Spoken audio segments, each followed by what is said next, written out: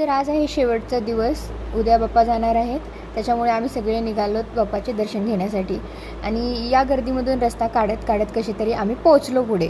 आणि ही माझी मैत्रीण प्रिन्सेस ट्रीटमेंट देताना मला, आणि शाळेतली काही मुलं पण आलेली. त्याच्यानंतर आम्ही दर्शन घेतलो. फार मनापासून देवाला मागणं घातलं की देवा पुढच्या वर्षी लवकर ये. ते झाल्यानंतर आम्ही एवढे तिथले मानाचे गणपती आहेत त्या सगळ्यांचं आमचं दर्शन घेऊन झालेलं. एवढ्या सुंदर सुंदर मूर्ती बघून खरंच एवढं छान वाटून बघून झाली. त्याच्यानंतर परत आम्ही गर्दाच बघितला. या गर्दीने एवढं फ्रस्ट्रेट झालेली ना मी, खरंच.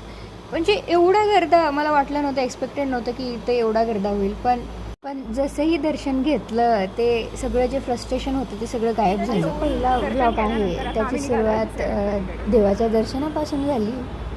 ख्वाहिशें फिर भी जिद पे अड़ी है, हमसे मायूस होगा जमाना.